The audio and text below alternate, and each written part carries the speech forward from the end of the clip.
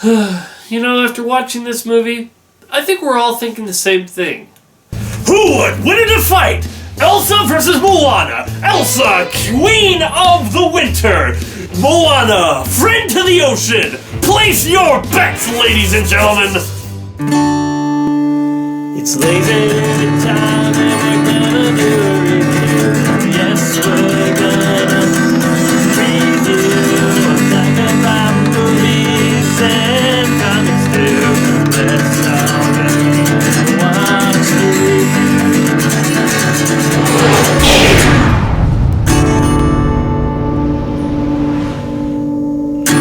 Hey everybody, how's it going? I am LaserDude99. Welcome to another LaserDude review. So, today we are reviewing Moana. Now, Moana is a story of a young girl named, what else, Moana, and she grows up on this island and she has a heart's desire to see what's out there beyond her reef. She feels like the ocean is calling to her and she wants to go out there and be on the waves. However, she's not allowed to, as her father says, hey, nobody leaves this island. We go out to fish and that's it. Nowhere else do we go. They can do their stuff, but we're staying here on our stuff. And so while she wants to go out there on the ocean, she realizes, hey, I got a responsibility to my people, so I gotta look after them. So she works hard at her village until one day her heart's desire to go out in the sea and her need to help her people one day align as everything starts dying off. The coconuts start dying off, all their crops, all the fish, they start swimming away, and it's because there's an oncoming darkness coming to their island. She's told about the legend how somebody will find Maui, the demigod who stole this heart off of this island, and how somebody will find Maui, get him to return the stone back to its proper place. And so Moana sets sail to find Maui and return the heart, and of course hijinks ensue along the way. Maui doesn't really want to help, and she finds out that she's kind of friends with the ocean. As you do. So where do we start with Moana? I actually really liked this film. I thought it was a lot of fun. We got The Rock as Maui, and he is really good. You know, when The Rock first started his acting career, I'm like, here we go, another wrestler who thinks he can act and everything. And I was like the last guy on The Rock, you know, saying, you know what, I'm thumbs up on The Rock. I was like the last guy. I'm like, come on, he can't act. He's not that good. He's not that charming. Oh, that was funny. Oh, dang it! So I'm like, fine, The Rock can be an actor. But any other wrestler in the movie business? No. Well, except Batista, because he was in, you know, Guardians of the Galaxy, and he was funny in that. But anybody, look, if I see John Cena in another film, I'm just gonna, well, I'm not gonna watch it, let me just put it that way.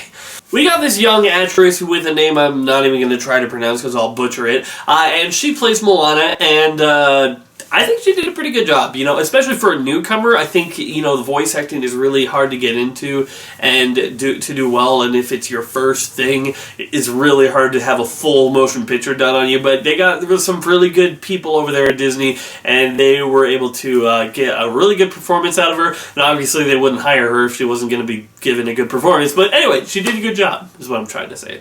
Getting around to that. While the other princesses have been in their late teens, early 20s mostly, I think that Moana is probably one of the first one that's younger. And I like that because it adds a little bit more of an uncertainty, you know, as you're moving into an adulthood, you know you have your dreams, but you also have responsibilities. And I think that's what this movie really balances well, is that Moana has dreams that she wants to go out into the ocean and see what's out there.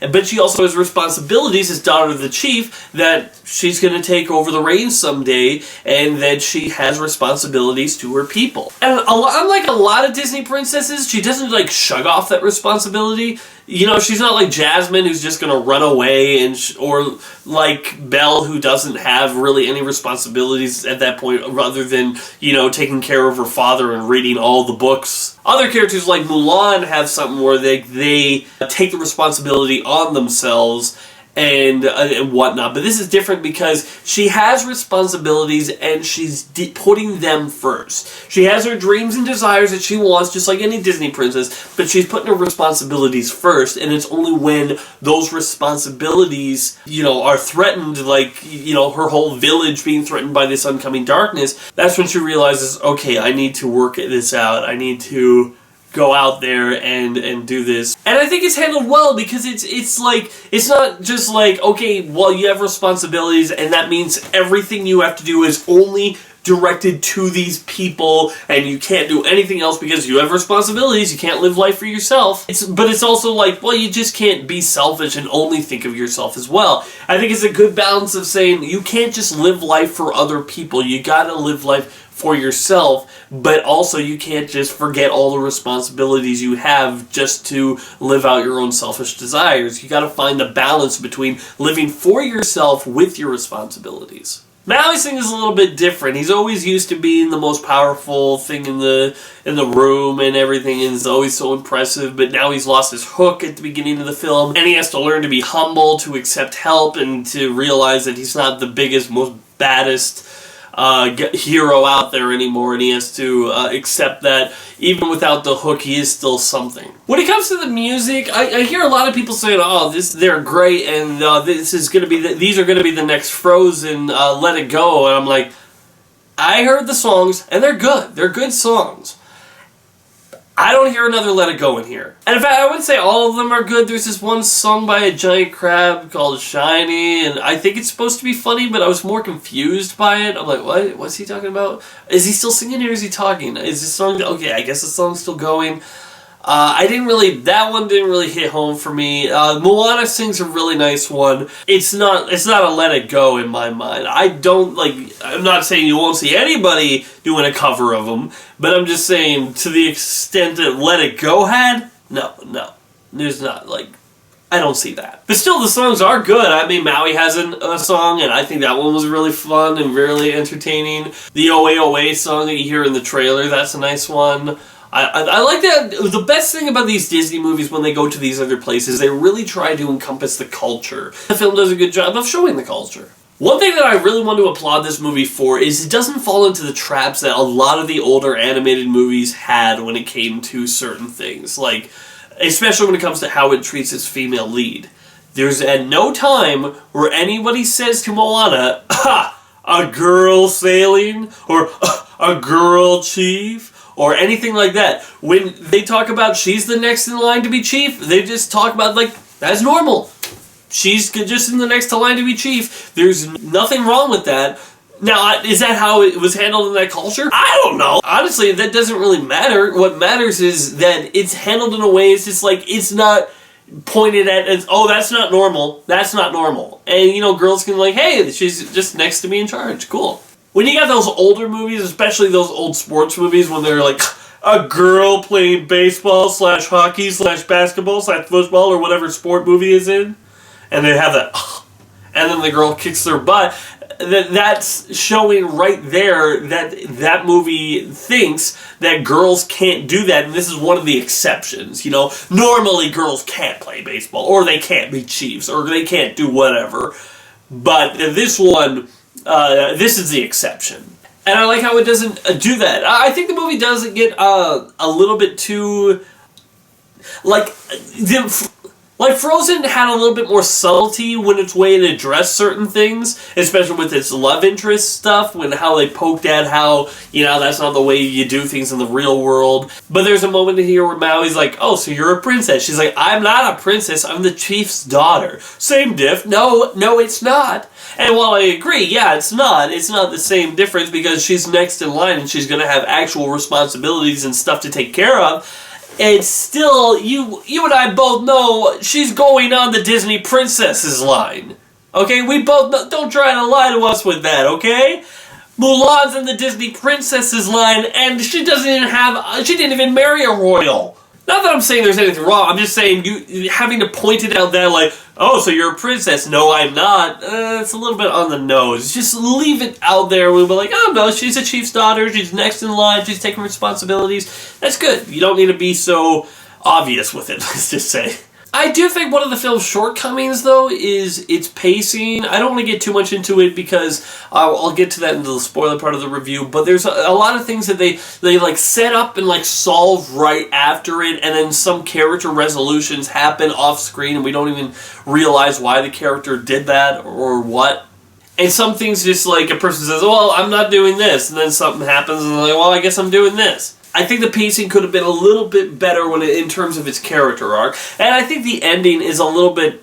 I don't know. I think there's no villain really of this picture except for that big lava monster at the end, and I don't really see that as a villain because it doesn't really have any personality. It doesn't even have that much of a menace. You know, I mean, there's a little bit of build up, but not a lot of build up to what that thing is. There should have been a lot more build up. You could have had the crab thing talk about it. There's a lot of other characters you could have had talk about it, and it's like, oh, that's like the most dangerous thing ever, or whatever.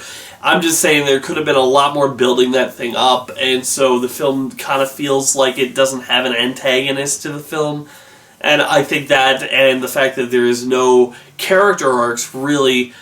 no, there's character arcs, but I mean, there's the pacing of them is what I meant to say, is not exactly the best handled. Overall, I like Moana. I think it's going to be a lot of fun for the family, for the kids, for, you know, adults as well. I think that its story is a little bit predictable and a little, well, maybe not predictable, but it's a little bit straightforward. And some stuff you're like, well, I get where they're going with this. I still think it's very enjoyable and very fun. And I think that while I'll be probably getting it on DVD, it's not going to be one where I'm like, oh, I gotta get it now. I think that this has been a good year for animated movies, despite being a pretty much crap year for almost every other type of movie this year.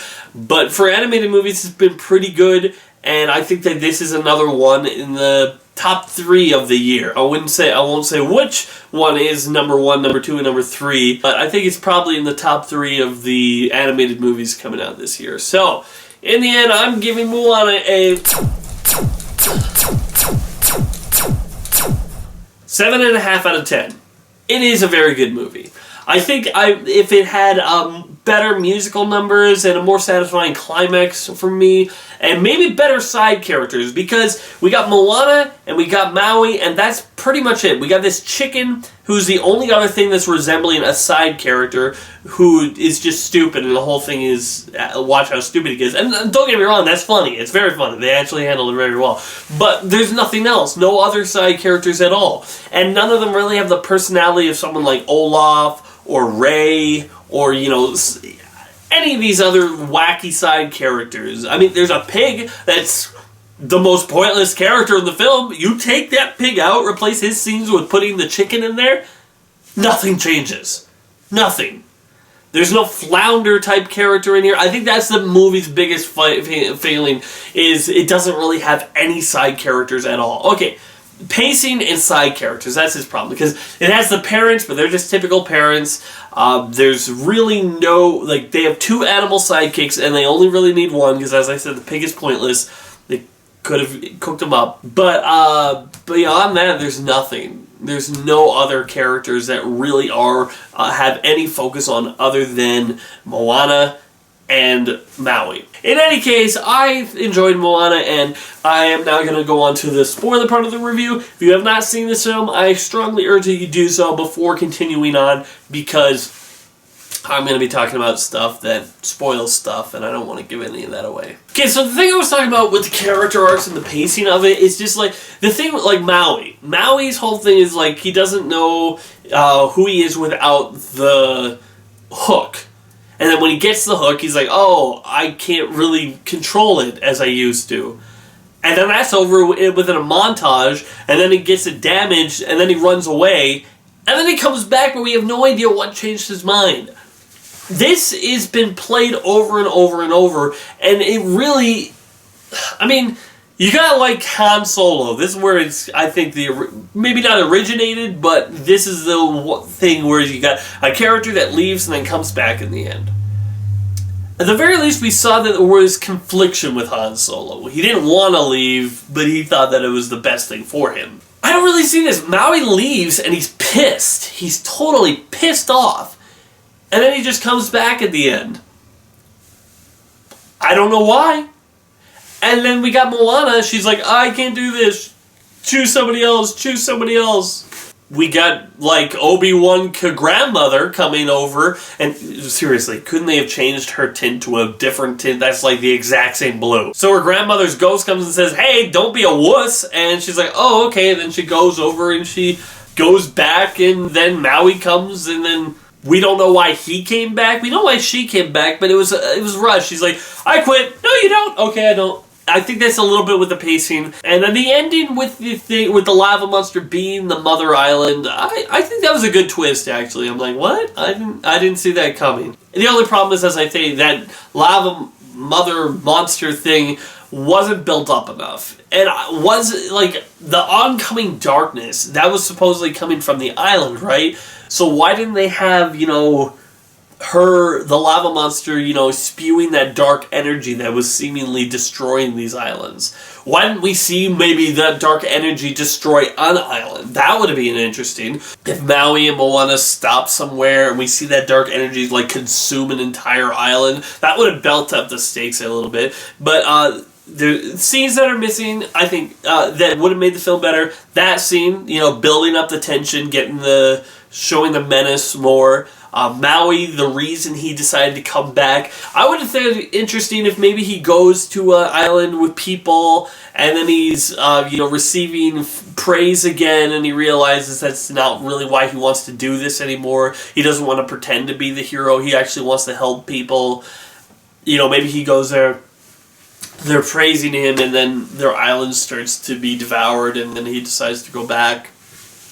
You would have needed to stretched it out a little bit more, but I think it would have worked better. And that would have also given us a lot more time with Moana. You know, she throws it away. You know, you could have her crying, and then the next day is Maui at this island, or whatever. I think that would have padded it out, make the because it feels really like she's like, oh, I quit. No, I don't. Okay.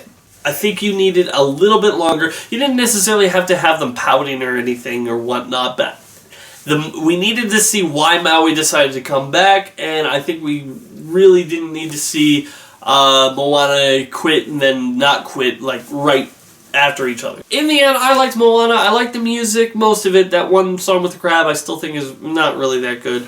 But I enjoyed it. I didn't love the music because I'm not buying any of these songs on my iPod like I did with Frozen. I think they're good songs, nothing great really. I don't think anything's going to stand out as much as Frozen, but we'll see. And as for who would win in a fight, Elsa or Moana, Elsa, because Moana can only fight Elsa if she's on the ocean. If Elsa decides to take a refuge in a mountain, Moana's like done and can't really do anything, and then Elsa could just send a whole bunch of army of snowmen after her. Easy. So anyway, thanks for watching, everybody. I'm LazyDude99. Adios. Be sure to check out more of my other videos on my channel, and wait for more coming soon.